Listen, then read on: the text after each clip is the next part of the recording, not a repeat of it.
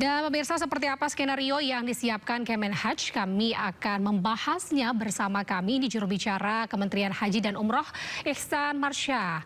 Assalamualaikum, selamat malam, Mas Ihsan. Waalaikumsalam warahmatullahi wabarakatuh. Selamat malam Mbak Anita dan pemirsa. Baik, Mas Ihsan. Selalu dalam keadaan sehat walafiat. Baik, alhamdulillah. Mas Ihsan, langsung saja nih Mas Ihsan, ini terkait dengan eskalasi perang di Timur Tengah, ini membuat sejumlah ruang udara negara zonasi konflik itu ditutup. Lalu bagaimana nih skenario mitigasi Kemenhaj terkait dengan perubahan rute penerbangan jemaah haji kita agar tetap aman sampai ke tanah air? Ataupun kembali ke tanah suci ataupun kembali ke tanah air? Baik, terima kasih Mbak Anita dan juga pemirsa.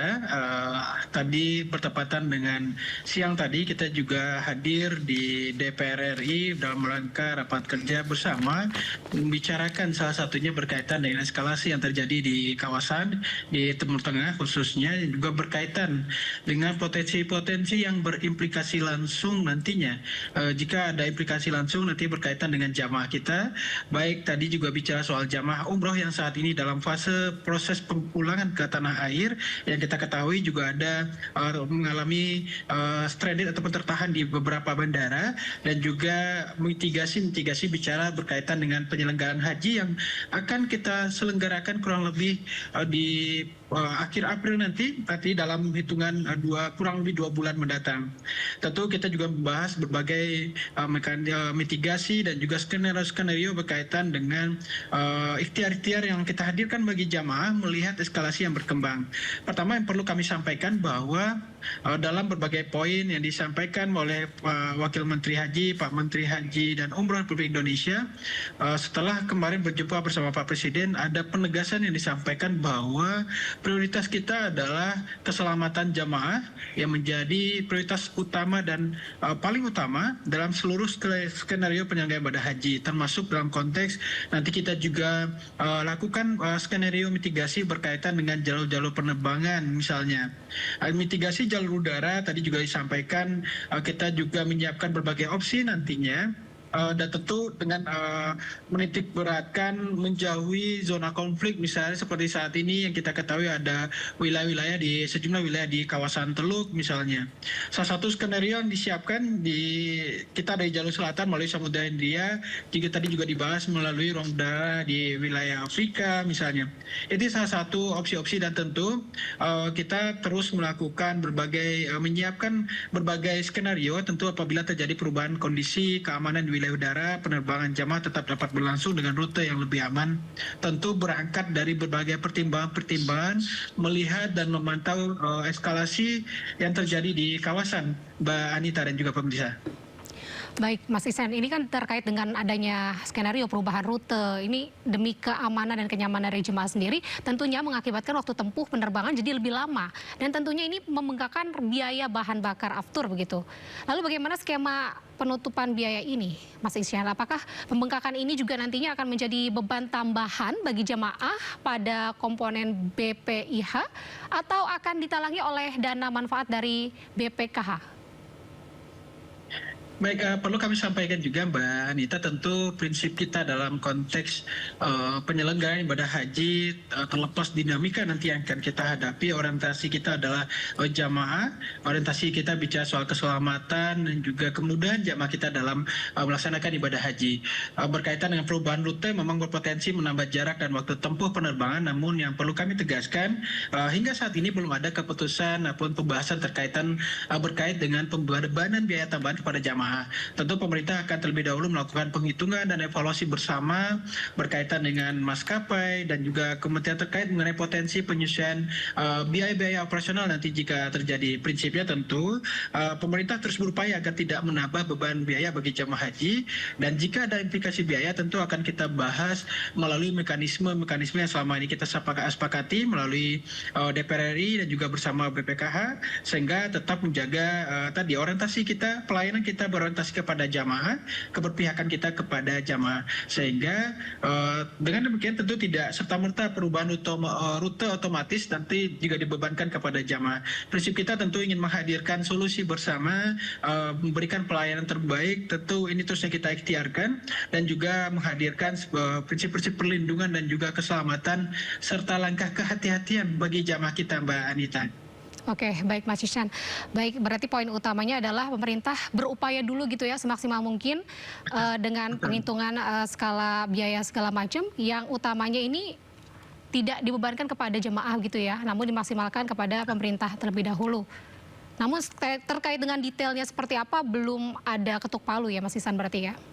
Betul, betul. Masih kita tadi di DPR juga masih dalam konteks pembahasan mitigasi, skenario mitigasi terkait berbagai macam kemungkinan-kemungkinan yang akan terjadi, Mbak Anita. Baik, Mas Ihsan, lalu rute memutar ini tentu akan mengubah estimasi waktu kedatangan dari jamaah sendiri begitu ya di Arab Saudi. Bagaimana antisipasi penumpukan di bandara, serta sejauh ini apakah sudah dibahas nih kesiapan dari para petugas PPIH di sana, di Mekah dan juga di Madinah dalam merespon perubahan jadwal kedatangan kloter yang mungkin ini bisa berubah sewaktu-waktu gitu Mas. Apakah sudah sampai sejauh itu pembahasannya?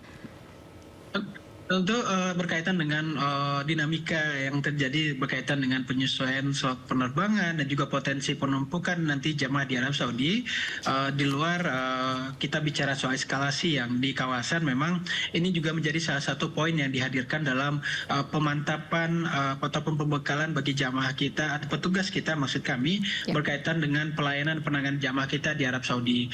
Tentu pertama berkaitan dengan koordinasi kita dengan maskapai terus dilakukan dan juga diperkuat, memantau dan juga mengawasi dan juga melihat situasi berkaitan dengan penyesuaian jadwal dan slot penerbangan. Dan juga PPIH itu sendiri di Arab Saudi kita siapkan untuk terus dapat merespon perubahan jadwal kedatangan kelompok terbang ataupun kloter secara dinamis. Ada sistem operasional kedatangan jemaah di Bandara King Abdul Aziz di Jeddah, Bandara Amir Muhammad bin Abdul Aziz di Madinah, dan juga tentu kita menyiapkan berbagai skema-skema berkaitan dengan dinamisnya kedatangan jamaah kita melalui kloternya masing-masing, sehingga perubahan waktu bisa disesuaikan dengan kesiapan pelayanan selanjutan setelah jamaah sampai di bandara nanti, sehingga tidak ada penumpukan melalui kesiapan layanan transportasi, akomodasi dan juga layanan-layanan lainnya bagi jamaah. Tentu kita juga terus melakukan pemantauan nantinya. Kita juga menyiapkan pemantauan 24 jam, memastikan alur kedatangan tetap bagi jamaah kita agar tetap terkendali, tentu lengkap dengan mitigasi-mitigasi yang kita hadirkan berkaitan dengan kedatangan jamaah, Mbak Anita. Baik, berarti skema-skema tersebut sudah sempat di-sounding begitu ya terkait dengan para petugas PPIH di sana.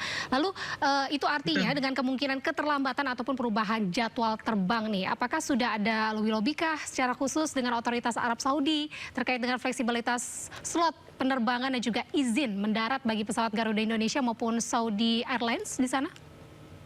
Nah, ini juga bagian dari penyiapan fase layanan transportasi udara, khususnya penerbangan tadi, baik itu jamaah kita menggunakan Saudi Airlines maupun Garuda Indonesia. Ada otoritas khusus yang menangani slot penerbangan. Kalau di Arab Saudi ada otoritas penerbangan sipil Arab Saudi yang kita kenal dengan GAKA, dan juga dan inilah kita terus melakukan koordinasi.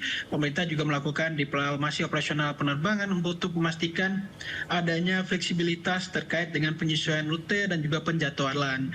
Maka saat ini kita sudah mendapatkan slot-slot penerbangan tersebut, Mbak Anita. Misal fase pemberangkatan jamaah mulai dari kloter pertama nanti di tanggal 22 di bulan April ini, itu sudah ada pengaturannya hingga penutupan penerbangan atau closing gate hingga jamaah kembali ke tanah air. Itu sudah ada jadwal-jadwalnya. Dan juga tentu ada catatan-catatan jika ada kebijakan flexibility tadi yang disebutkan oleh Mbak Anita. Dan juga bicara tentang koordinasi-koordinasi dalam konteks jika nanti kita dihadapkan oleh skenario darurat misalnya. Tentu Indonesia juga terus mengupayakan ada jaminan koridor penerbangan yang aman bagi jamaah haji sebagai warga sipil yang hadir di Arab Saudi dan di bandara-bandara di Arab Saudi. Tentu terus kita bangun komunikasi-komunikasi yang intensif berkaitan dengan berbagai hal dan dinamika yang terjadi di Arab Saudi, khususnya berkaitan dengan fase pemberangkatan maupun pemulangan jamaah haji nantinya di Arab Saudi, Mbak Anita. Baik, luar biasa sekali Mas Isyan. Baik, terakhir nih Mas Isyan, kira-kira apa pesan dari Kemenhaj untuk memberikan ketenangan bagi para calon jemaah haji dan juga keluarganya tentunya di tanah air nih yang saat ini mungkin sedang cemas melihat perkembangan perang di Timur Tengah? Betul Mbak Anita dan juga pemirsa, kita memahami bahwa perkembangan konflik yang terjadi di kawasan di Timur Tengah menghadirkan kekhawatiran bagi masyarakat, bagi jamaah kita yang sudah mempersiapkan diri nih untuk melaksanakan ibadah haji di April mendatang. Tentu ada hal-hal yang perlu kami sampaikan bahwa kita bisa melihat proses persiapan penyelenggaraan haji saat ini sudah mencapai sekitar 95%. Dan berdasarkan komunikasi kita bersama dengan otoritas Arab Saudi, kondisi di wilayah Mekah, Madinah dan juga Jeddah masih dikatakan aman dan kondusif, dan juga pemerintah Indonesia dalam ini kita Kementerian Haji berkoordinasi dengan perwakilan Indonesia di Tanah Suci, Kementerian Luar Negeri terus memantau perkembangan situasi di kawasan secara intensif bersama dengan otoritas Saudi dan juga lembaga terkait. Tentu kita juga sudah menyiapkan berbagai langkah-langkah mitigasi dalam konteks penyelenggaraan ibadah haji, dan himbauan kita tentu bagi jamaah, calon jamaah, masyarakat Indonesia khususnya dan pada umumnya untuk tetap tenang serta mempercayakan seluruh proses ini kepada penyelenggara haji, kepada pemerintah yang terus bekerja memastikan keamanan, kenyamanan dan kelancaran nantinya proses penyelenggaraan ibadah haji dan juga kelancaran ibadah jamaah kita. Tentu yang paling utama yang menjadi perhatian kita, orientasi kita dan juga pedoman kita dalam menyiapkan berbagai mitigasi dan langkah-langkah berbicara tentang keselamatan dan perlindungan jamaah kita dari menuju Tanah Suci dan juga nantinya dalam konteks penyelenggaraan ibadah haji. Saya kira demikian Mbak Anita. Amin, amin, amin ya rabbal alamin. Terima kasih Mas Isyan. Kita doakan bersama semoga eskalasi perang ini tidak semakin meluas begitu ya. Dan semoga Kemenhaj dan juga BPIH dan juga para jemaah haji semuanya bisa berkolaborasi dengan baik dan juga penyelenggaraan ibadah haji bisa berjalan dengan lancar nantinya. Terima kasih Mas Isyan. Selamat malam. Wassalamualaikum warahmatullahi wabarakatuh. Salam sehat selalu.